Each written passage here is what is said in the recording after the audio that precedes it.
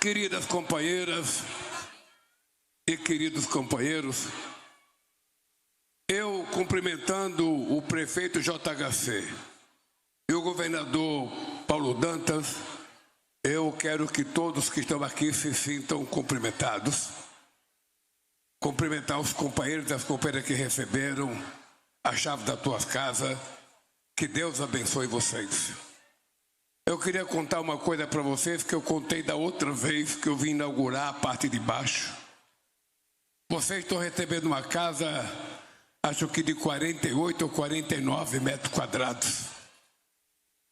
Tem gente que acha que é uma casa pequena. Eu, em 1976, comprei minha primeira casa própria. 33 metros quadrados. E morava eu, minha mulher, 3 filhos, minha sogra e 2 cachorros. Em 33 metros quadrados. Era bem menor do que a gente está entregando hoje, que eu ainda acho pequena. Nós temos que melhorar. E por que nós temos que melhorar? Porque eu já vivi em situações muito ruins. Eu já vivi em lugar que dava enchente de 1,5 metro dentro de casa. Eu já acordei de noite com rato, com barata, com cocô, tentando sair do vaso sanitário, o rato tentando se salvar, a barata, ter que levantar minha mãe, ter que levantar as coisas para a gente não perder o que tinha. Eu já morei em lugar que quando chovia a gente não conseguia sair de casa de tanta lama que fazia.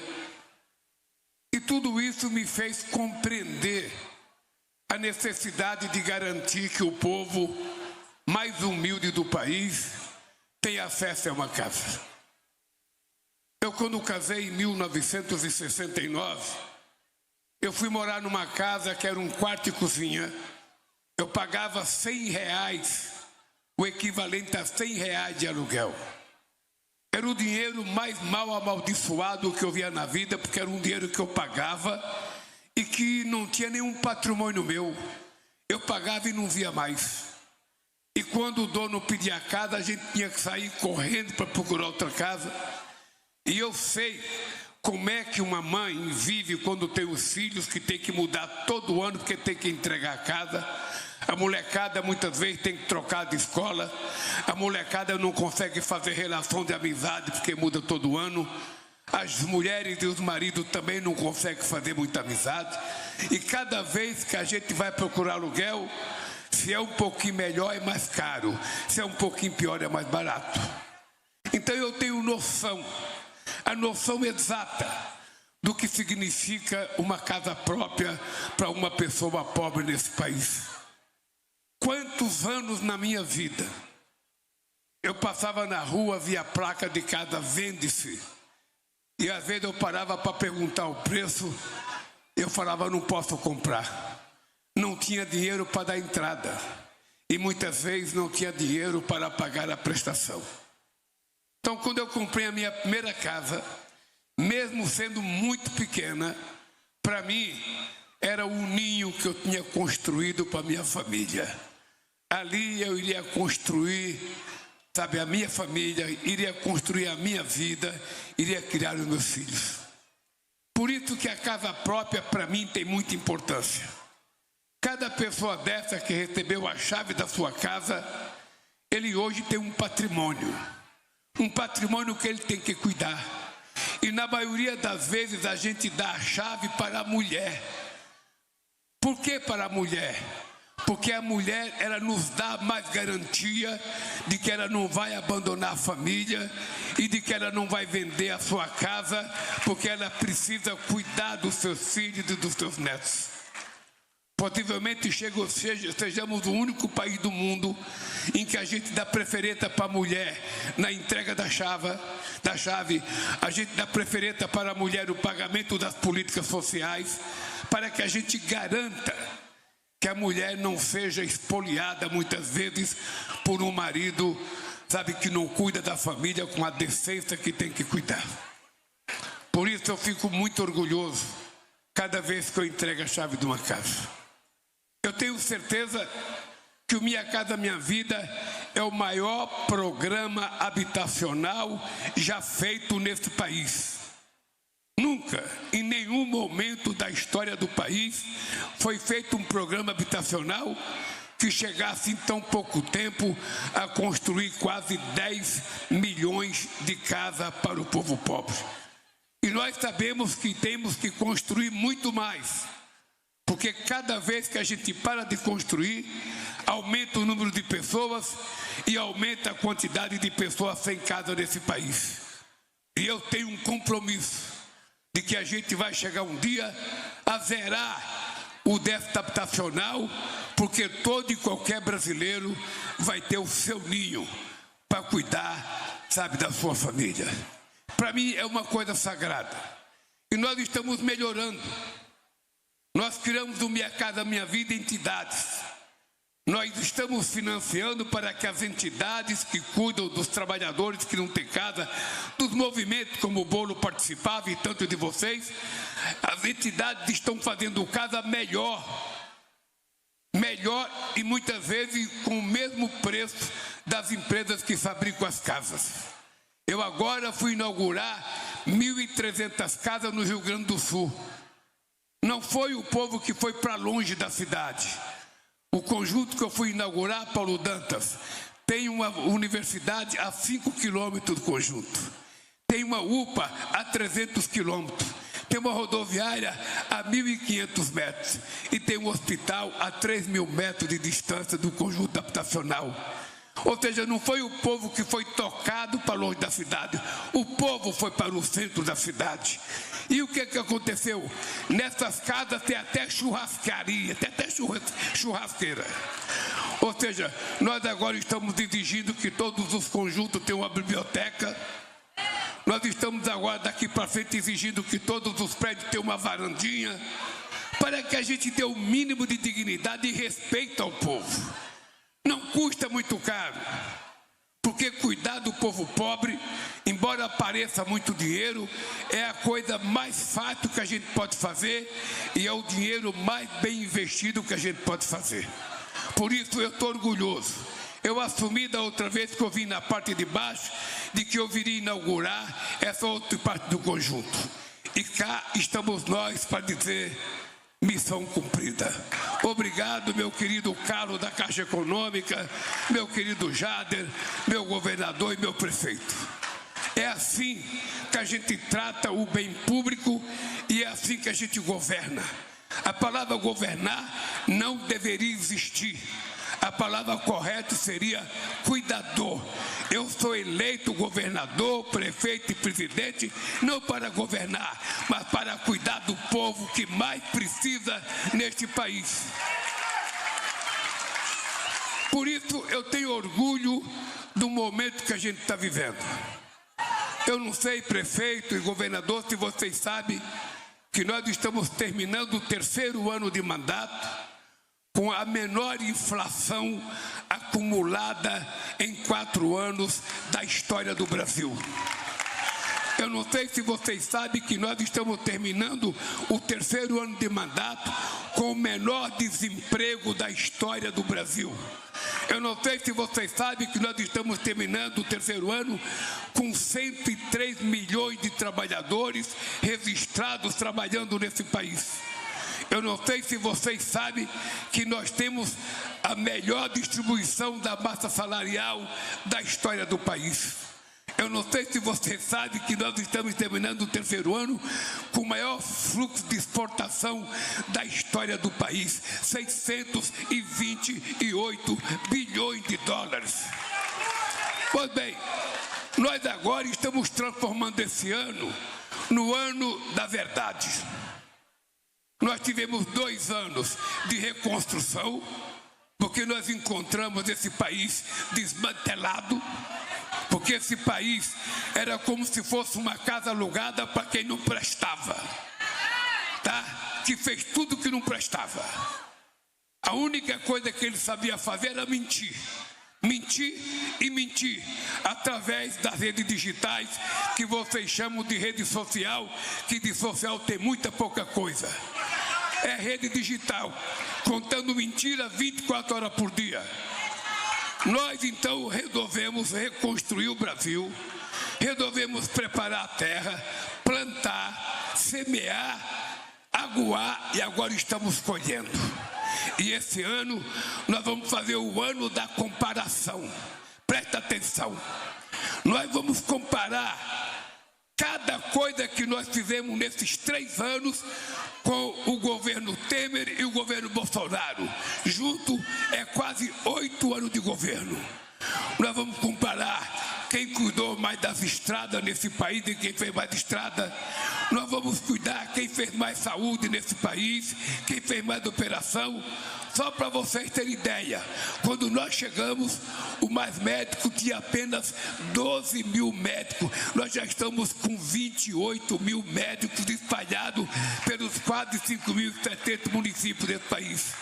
Nós vamos comparar quem fez mais universidades, nós vamos comparar quem fez mais institutos federais, nós vamos comparar quem colocou mais estudantes na universidade, nós vamos comparar quem investiu mais no ensino fundamental, quem fez mais escola de tempo integral, quem legalizou mais quilombo nesse país, quem legalizou mais terras indígenas nesse país. Cada coisa nós vamos comparar, para que vocês possam decidir na hora que vocês tiverem que escolher alguém para cuidar de vocês. Porque o ideal seria vocês escolherem pessoas para cuidar de vocês. Pessoas que saibam a vida de vocês. Pessoas que conheçam como é que vocês vivem e o que vocês necessitam. Porque nós não podemos continuar acreditando na mentira. Eu digo sempre uma coisa, não coloquem nunca uma raposa para tomar conta do galinheiro, que ele vai comer até o galo. Não coloque. Vocês sabem disso. É a coisa mais simples de vocês entenderem o que eu estou falando. Não coloque uma raposa para tomar conta do galinheiro. Mesmo que ela esteja vestida de branco, mesmo que ela esteja com uma lágrima nos olhos, a raposa, ao ser colocada no galinheiro, ela vai comer as galinhas. Então é importante vocês terem noção disso. Porque este ano, quando eu digo que é o ano da verdade, não é o Lula que vai ter que fazer a comparação, são vocês. São vocês. Vocês que têm telefone celular. Precisa tomar muito cuidado com a quantidade de mentira que vocês recebem todo dia. Precisa aprender a distinguir o que é verdade e o que é mentira. Porque todo mundo sabe também que a mentira voa e a verdade gatinha. Todo mundo sabe. E tem muita gente mentindo nesse país. Tem muita gente contando mentira. E nós não podemos permitir que a mentira volte a governar. Cadê a carteira profissional verde e amarela que ia gerar emprego nesse país? Cadê a casa verde e amarela que ia acontecer para o povo? Cadê esse país desenvolvido? É importante vocês saberem que a única vez que esse país cresceu, a última vez que ele cresceu acima de 3%, foi quando eu deixei a presidência em 2010. De lá para cá, ele só foi crescer acima de 3% quando eu voltei à presidência da República, e já cresceu nos 3 anos que nós governamos esse país. Portanto, companheiros, o que está acontecendo no Brasil nesse instante é uma lição para todos nós. E eu queria que vocês compreendessem isso. Eu digo sempre, presta atenção numa coisa, eu digo sempre o seguinte: muito dinheiro na mão de poucos significa pobreza. Pouco dinheiro na mão de muitos significa melhoria de vida das pessoas. E eu vou dar um exemplo para vocês.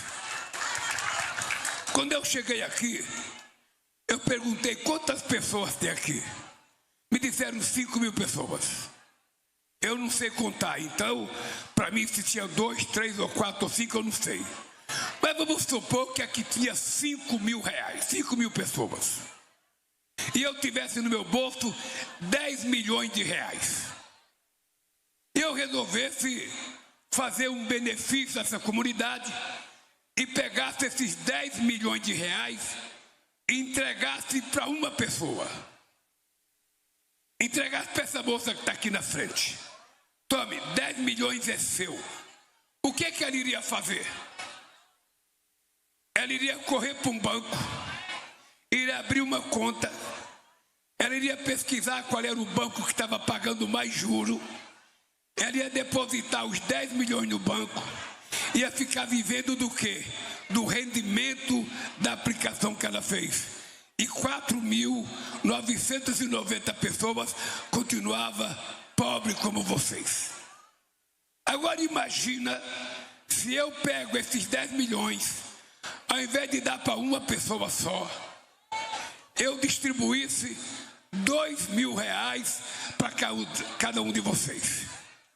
O que iria acontecer nessa comunidade? Cada um com 2 milhões de reais ia correr diretamente numa padaria, ia comprar mais comida, ia comprar mais loja, ia comprar mais roupa, ia comprar um sapato, ia comprar um chinelo, ia levar coisa para o filho, comprar material escolar. Esse dinheiro circularia na mão de 2.000 pessoas, circularia no bar, circularia na padaria, circularia na loja, circularia na fábrica.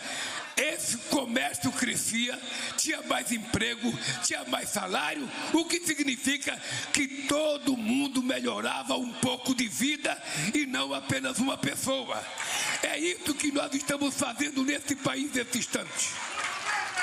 É isso que nós estamos fazendo, distribuindo as coisas que nós somos capazes de produzir. É por isso que nós criamos o Pé de Meia, para garantir que os meninos do ensino médio não desistam da escola. É por isso que nós criamos o programa, isentando imposto de renda para quem ganha até 5.000 reais. É por isso que nós criamos o programa Luz do Povo, isentando as pessoas que consomem até 80 kW de energia ou até 120 para pagar menos. É por isso que nós criamos agora o programa Gás do Povo, que até o mês de março, 15 milhões de famílias pobres estarão recebendo gás de graça, porque o governo vai garantir que essas pessoas possam viver decentemente e não cozinhando com querosene ou com tijolo, fazendo coisa de lenha para se acidentar e se queimar. É esse país que está dando certo, porque nós estamos fazendo com que o dinheiro chegue na mão das pessoas que precisam. E não o país continuar como antes, as mesmas pessoas cada vez mais ricas e as pessoas pobres cada vez mais pobres. Em 2014, a gente tinha acabado com a fome nesse país.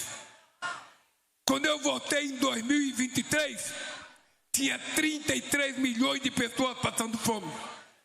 Nós, em 2 anos e meio, acabamos com a fome outra vez nesse país, porque comer é um direito sagrado, que está na Bíblia, que está na Constituição, e nós temos que garantir isso, ajudando o pequeno e médio produtor rural, ajudando as pessoas que ganham o salário mínimo e dando aumento real para o salário mínimo, ajudando as pessoas que estão no Bolsa Família. Porque se nós não cuidarmos das pessoas mais pobres, elas vão ficar mais pobres. Por isso eu estou muito orgulhoso de estar aqui. Muito orgulhoso. Quando eu criei o programa Brasil Sorridente, é porque eu não aguentava mais ver meninas de 18 anos, 19 anos, em vários lugares do país, sem poder sorrir, porque faltava dente na boca. E não poderia gastar dinheiro com dentista. Então, o Estado tem que cuidar do seu povo. E por isso criamos o programa Brasil Sorridente. Agora, nós até esse ano vamos inaugurar 150 carretas que vão andar por esse país afora para fazer todos os exames sofisticados que o mundo faz. Qualquer rico faz exame igual vocês vão fazer agora. Quando você tiver que fazer mamografia, quando você tiver que fazer um negócio para ver o seu coração, quando você tiver que saber se você tem câncer, vocês vão passar por máquina, igual passa o presidente da República Americana, igual passa o presidente Lula, igual passa o presidente da China. O que nós queremos dizer é o seguinte: vocês vão ser tratados com a decência que o ser humano tem que ser tratado, porque não é possível que a gente continue vendo pobre ser sacrificado, enquanto tem um cidadão, sabe, do Banco Master, que deu um golpe de mais de 40 bilhões de reais. Mais de 40 bilhões de reais. Sabe, quem vai pagar? É os bancos. É o Banco do Brasil, é a Caixa Econômica que vai pagar, é o Itaú.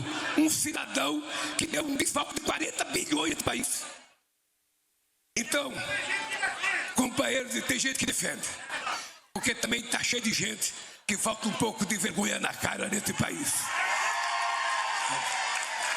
Então, companheiros, eu tenho que ir para a Bahia agora, mas eu quero dizer ao prefeito, ao JHC, ao Paulo Dantas, ao Renan, a nossa senadora de Alagoas, que tem uma coisa que eu quero dizer para vocês. Você percebe que eu pareço que tenho 30 anos, mas eu já tenho 80 anos de idade. Eu vou viver muito. Porque minha mãe, Dona Lindu, dizia: Lula, você teima. E eu estou teimando.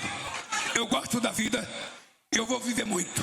E vou dizer uma coisa para vocês: enquanto eu tiver vida, aqueles cidadãos que ajudaram a destruir esse país, que negaram a vacina, e por conta disso morreram 700 mil pessoas da Covid nesse país, dos quais metade era culpa deles.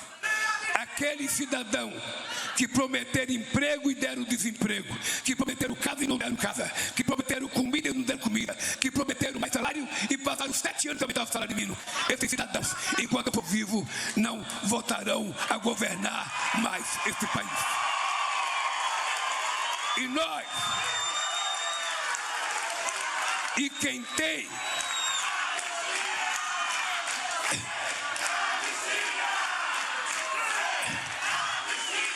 este ano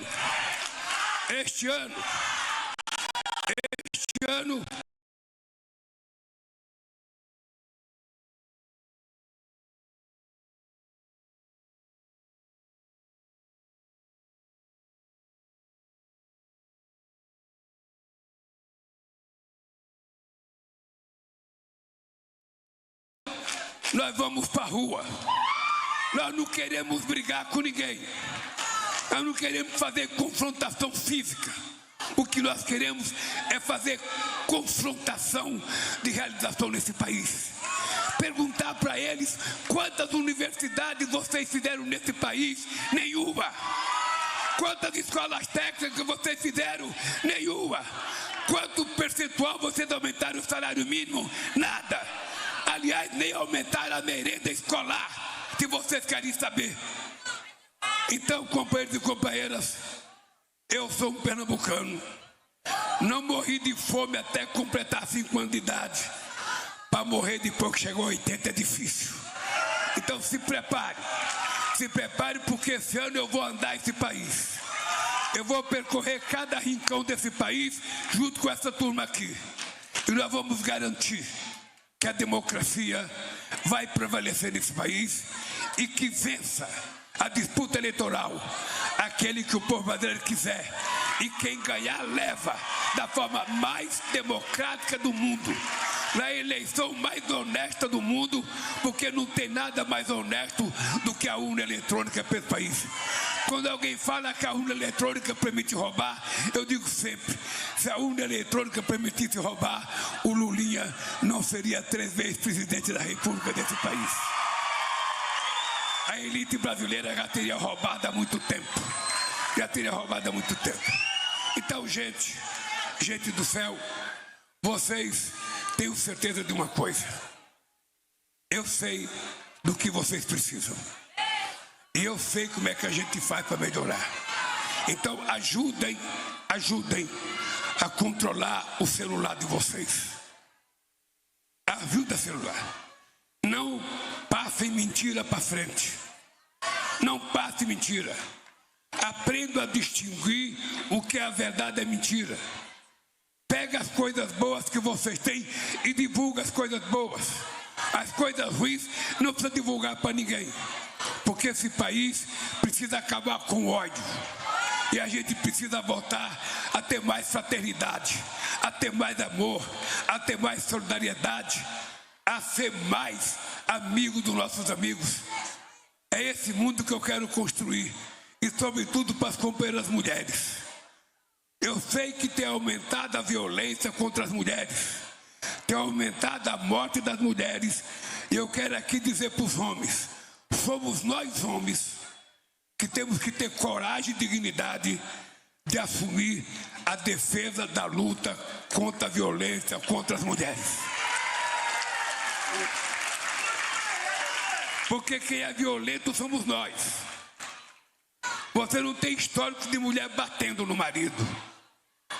Você não tem histórico de mulher matando o marido. Mas todo dia aparece homem querendo matar a mulher, querendo matar a namorada. E eu quero dizer que isso é uma falta de respeito e dignidade. Se a gente não está bem dentro de casa, a gente não briga. A gente resolve isso, sabe, levando em conta que a gente tem filho.